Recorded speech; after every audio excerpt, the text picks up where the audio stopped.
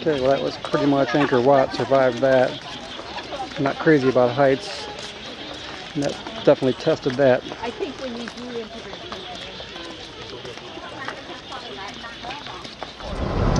so this is the road to the Siem Reap International Airport, dirt road. Left straight from Angkor Wat, maybe just 2-3 miles. And here's the airport.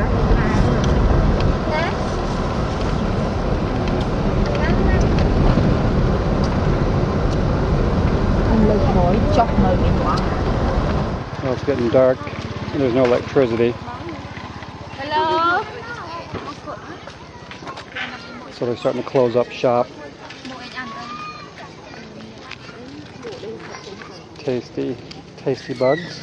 What are you doing?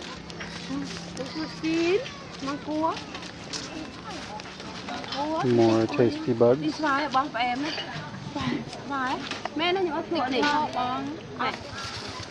If we buy it, we can buy something like that. It's not here yet.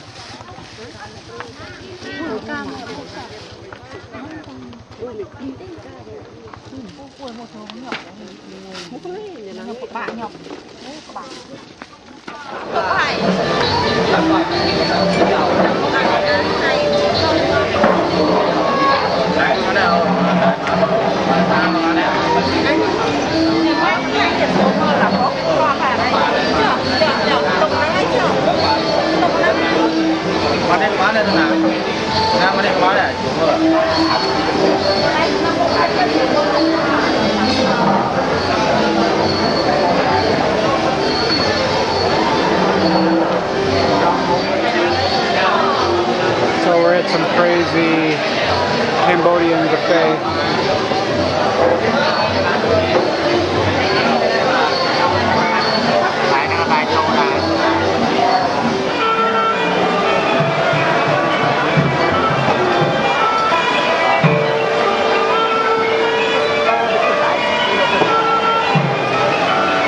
It sounds like the entertainment portion of the evening is going to start soon.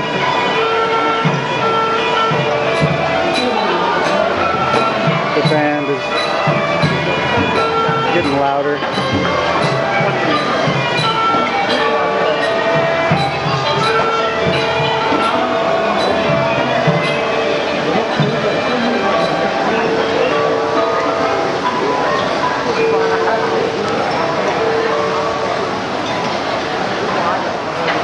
Here comes the entertainment. We got a fabulous buffet, all the food you could eat, entertainment, the manual curtain opening there. All that for $6 a person.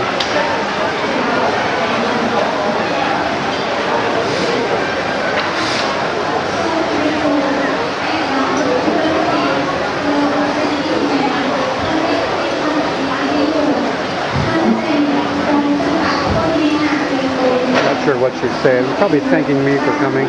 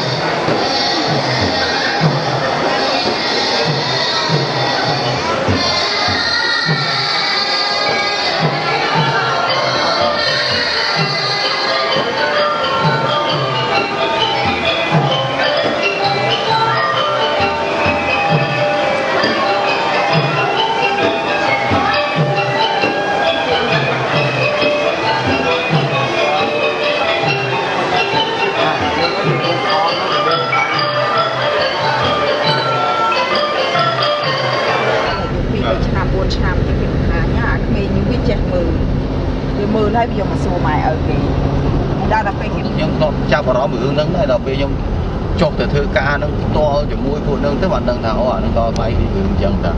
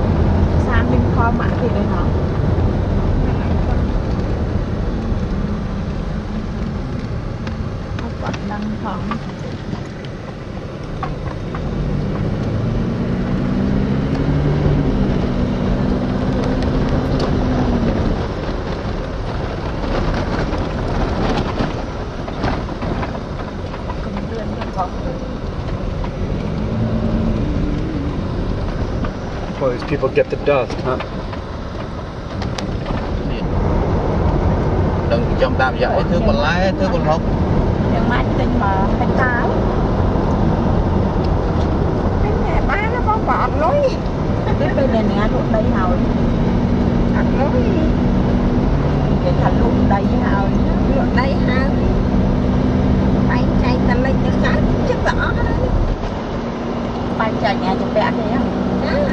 Nhà chụp bẹt thì mặn qua nè. We have stopped to visit friends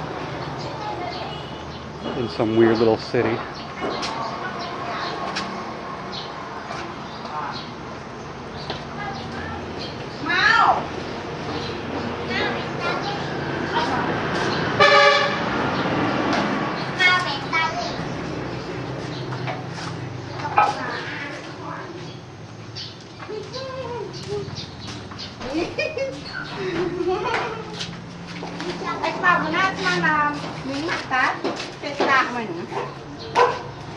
Lưu mạnh thầy.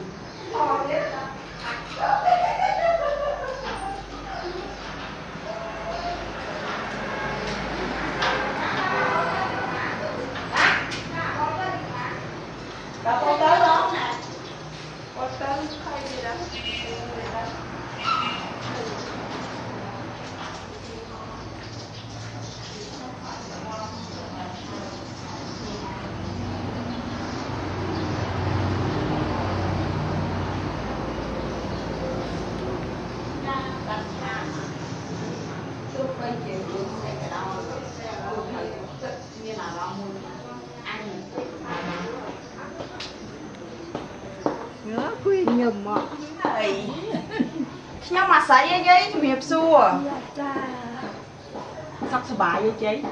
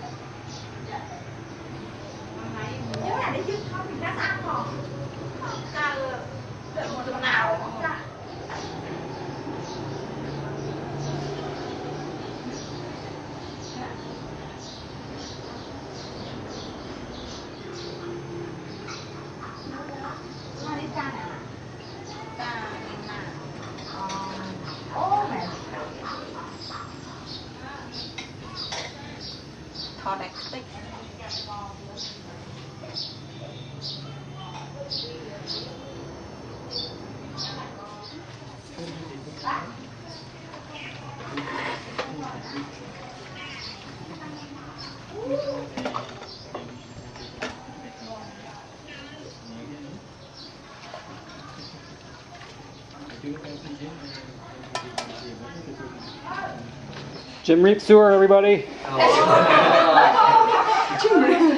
How do you do? Good. Jim Reap Sewer, everybody. Chuẩn bị xua rắc nó. Sáng nào. Wow, they go up those stairs every day, many times.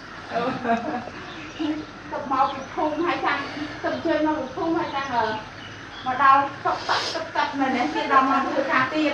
Học này đi. Hay chơi mình chơi được cái nào? Nghề gì mà nhìn nào? Nghề đi ôi, mình cài ngầm nghề cha. Đi qua, quay sân. Không thấy cả là mình cô. Chơi quay sân chụp. Chụp bài nữa. I know, that's cool. This is cool, Jack. Nhóm phải up clear này à? Không, up clear ở đây, chẳng là đây. Nhóm up clear đây. Ở đây, ở đây. Ở đây, So the whole top, they don't care if I wander around and take pictures? No. Ở đây chả mơ á, sông đào, cái sông đào thật. There's people living in one bedroom up there sometimes, just like so. Top and off the top, like top of the tree.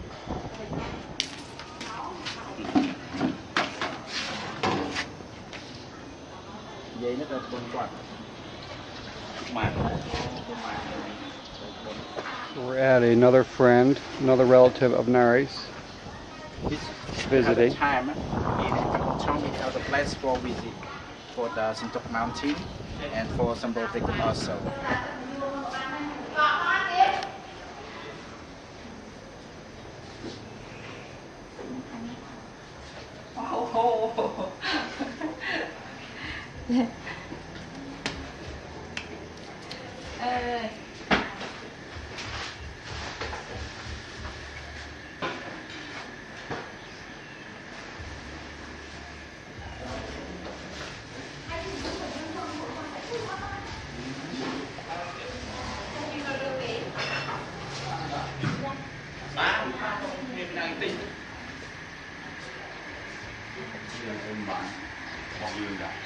Bông trước cầm tay, để ghi ông.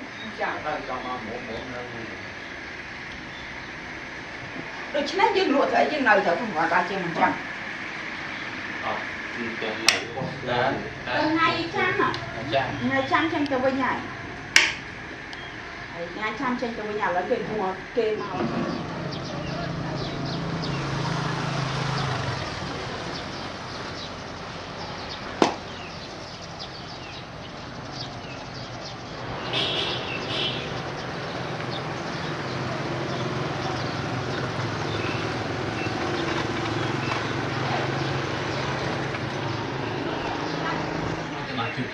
Còn ai đến thay bóng trên đây?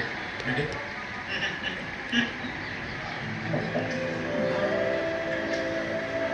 Ta gì ta làm chứ? Đến chưa đủ bạn chưa cứ bỏ phát luôn đi.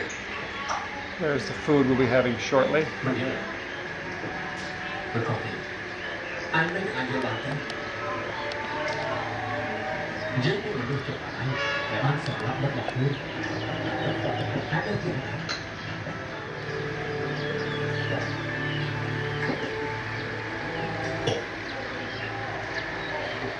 chuyện These are paper towels. They don't have paper towels in this country. This is it. Here is our feast. We're having rice, River fish. river fish. It's real Cambodian food. What's this one? That is just like grass, water grass soup. This one? Trôi đào. What's that one? That is just green bean with fish. Oh, okay. And this is just regular vegetable. Lettuce.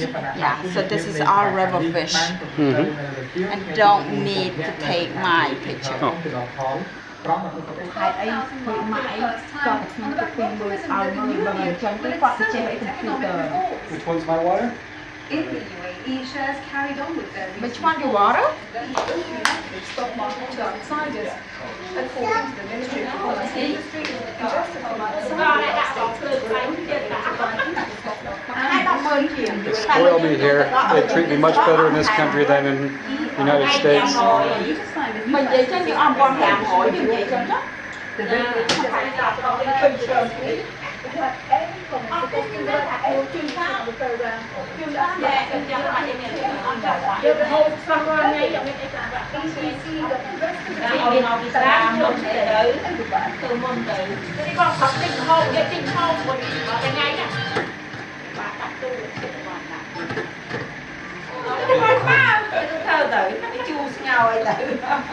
Mà nó bị rọt màu khá khá trên tay lấy cái chân thì tôi tự ốc đi được không ngày lá cho một bài ở chỗ mình màu với người con chắc cần cần lấy đi chơi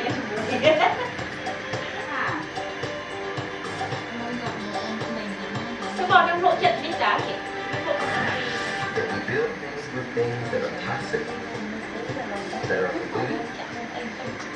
If we do business in this way, it is destroyed.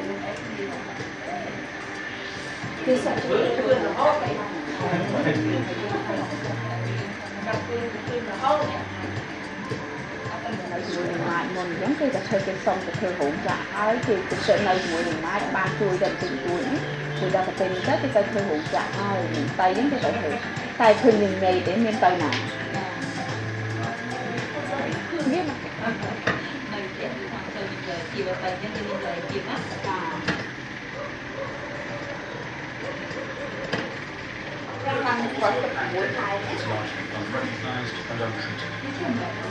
These words are the parasites infect up to 500 million people in Africa alone.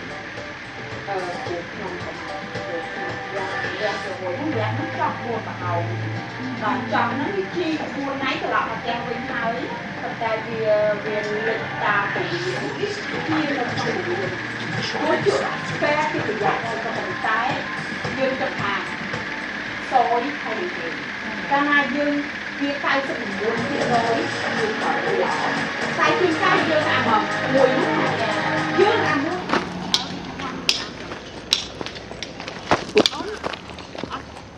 đâu quạt trong đang had the apple for man.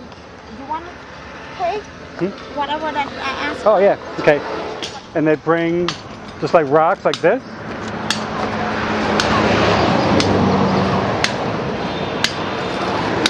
That's how it starts? Yeah, that's how it is. Wow. They drop off a big boulder. Yeah, it's, this one is from Krabi here. Lining of morning of man. Hai chấm dương vô màu nắng chua thì đặt màu từng bọt.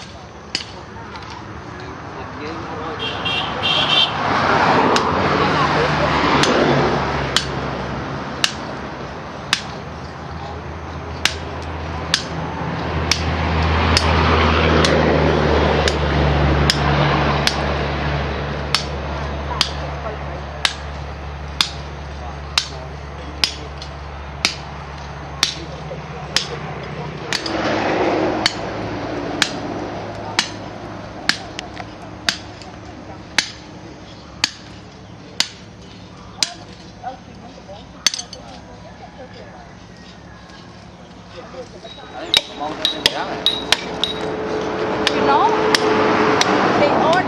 they ordered this to France. Hai chân vô từ lụa cái môi màn đấy.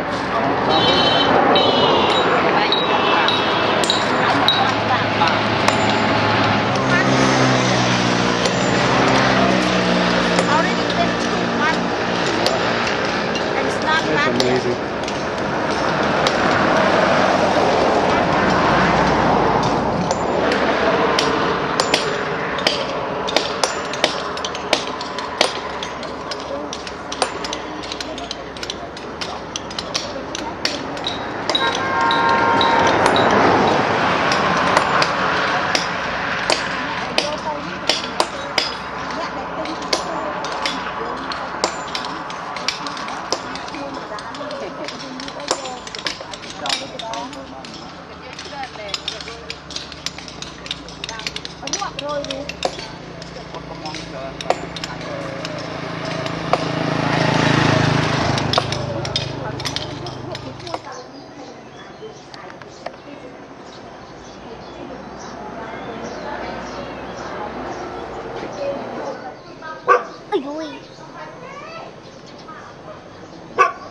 Uh-oh.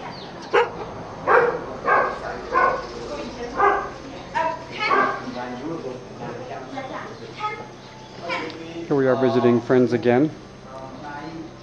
Very authentic, out in the middle of nowhere, whatever you call these houses.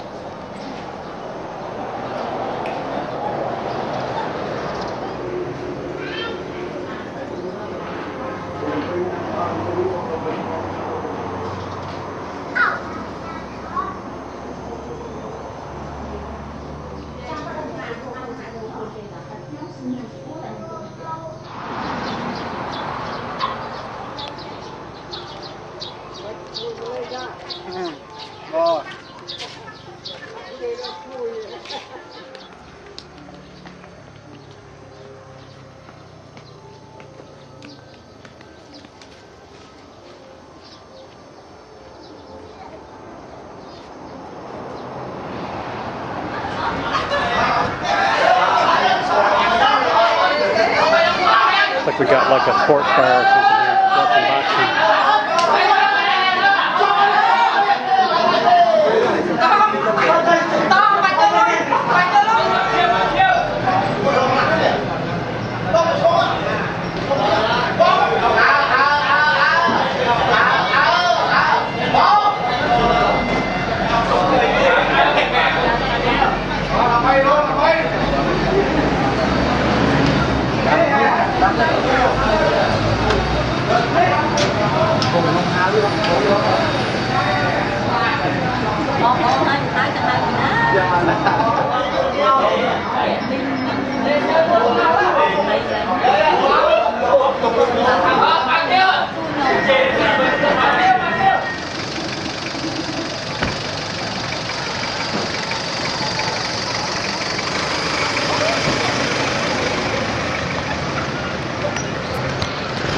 Okay, let's go.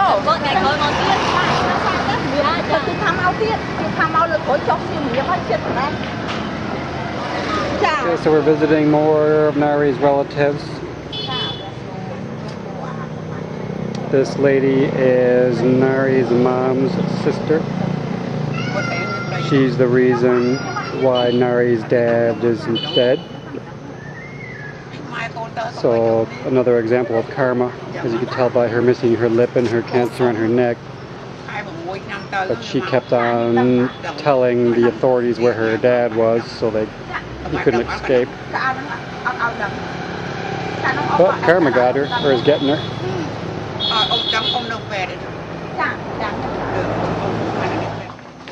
Hãy đợi chân tả lớn hẳn lắm nâng điểm mày.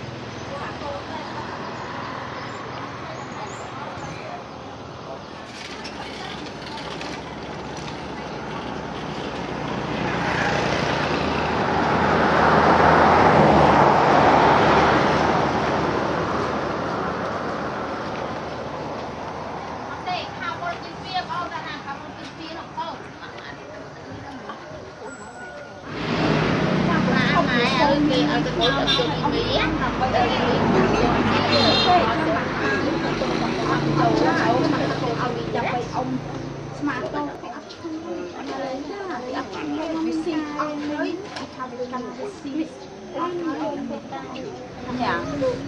You can go to the street, honey. Just go on from that and pretend like you taking something. Yeah, không chọc. Không chọc. Ông và lại luôn không chọc.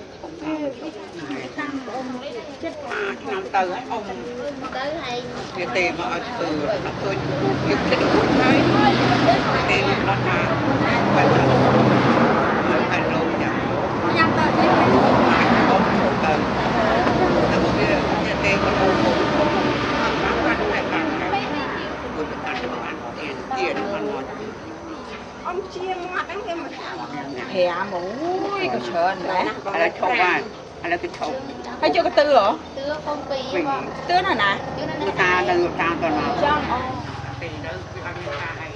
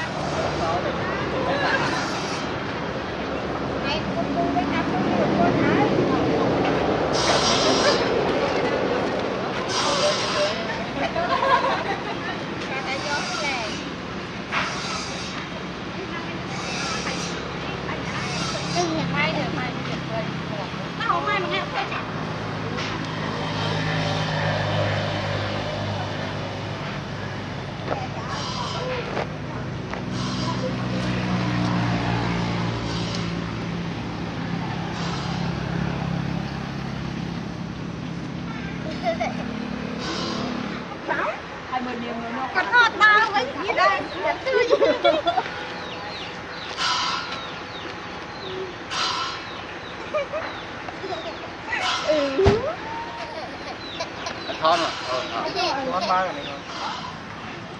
So I guess this guy is going to get me a beverage.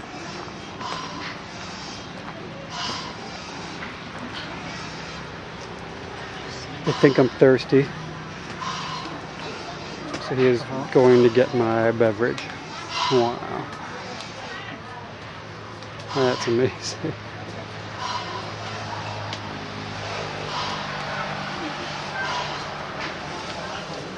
This.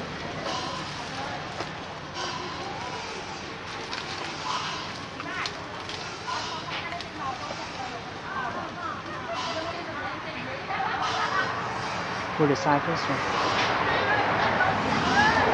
Carry first one. The coconut drop to you. Coffee. Yes. Coffee. Coffee. Be careful. Yes. I'll get hurt. I'll get injured. Did you see how he passed? Yeah.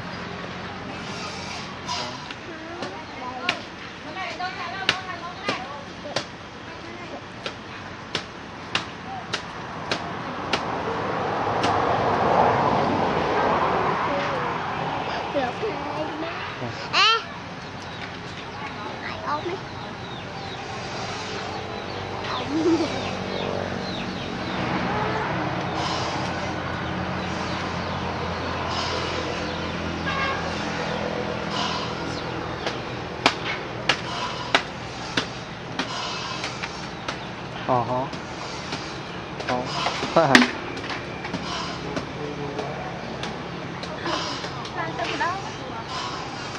Oh. Ai bà ông? Here they come. Yes. Bà ông. Ây da. One by one. Bà ông. Chúng tôi. À.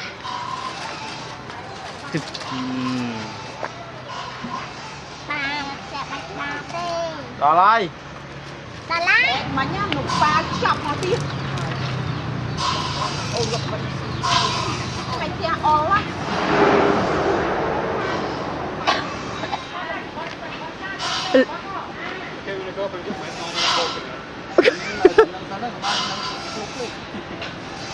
Look at how Ken try to be brave.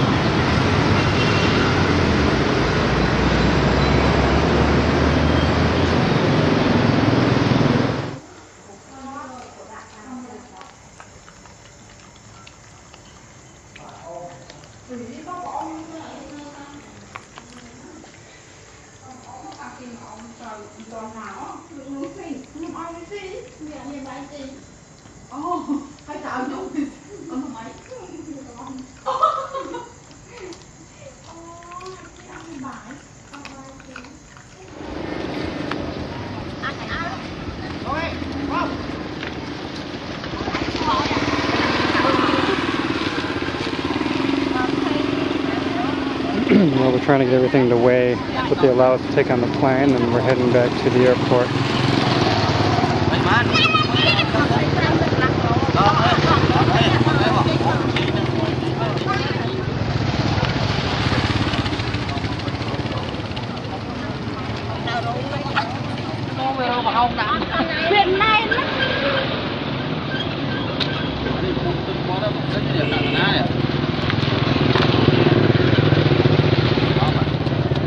You gotta carry.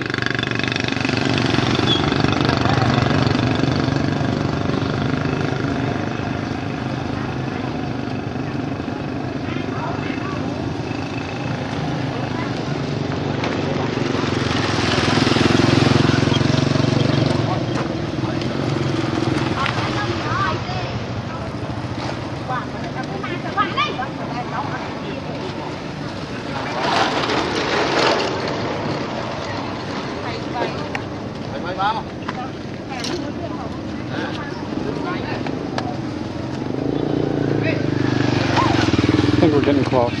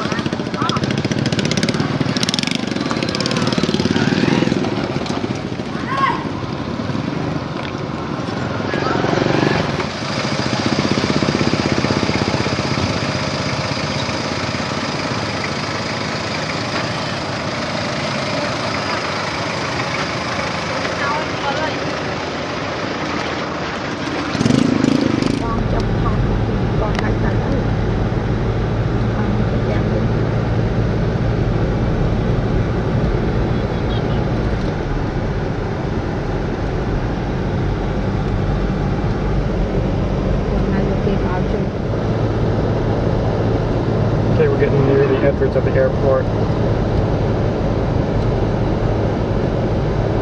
That's like the runway on the right. Not quite like Sky Harbor, no parking garage, no terminals, a runway and a building.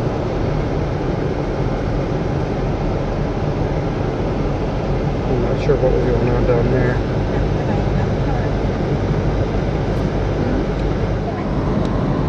And that's across from the airport, Ox.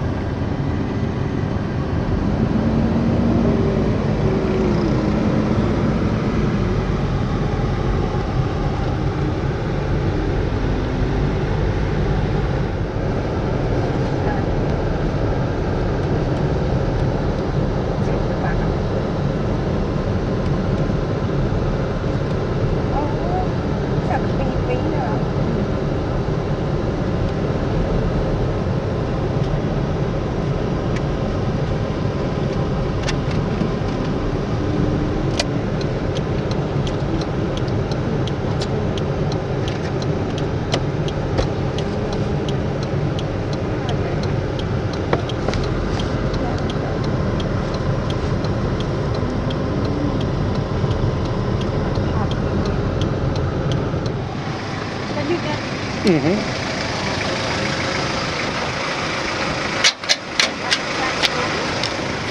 Nope. Well, how do you know that you're gonna get the car như cái thời đó giòn nó bạch vô lên bạch vô mai bạch đập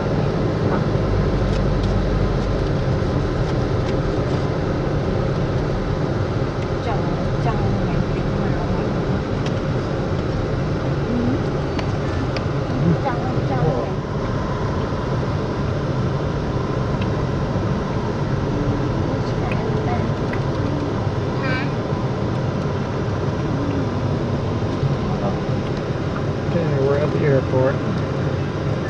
My friend.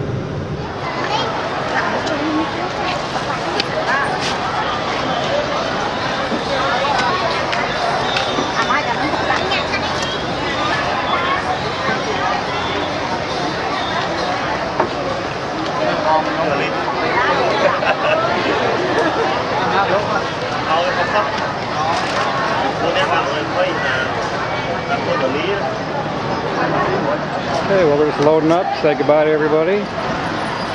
I'll be breathing some clean air for the first time in about 11 days. Hãy subscribe cho kênh Ghiền Mì Gõ để không bỏ lỡ những video hấp dẫn.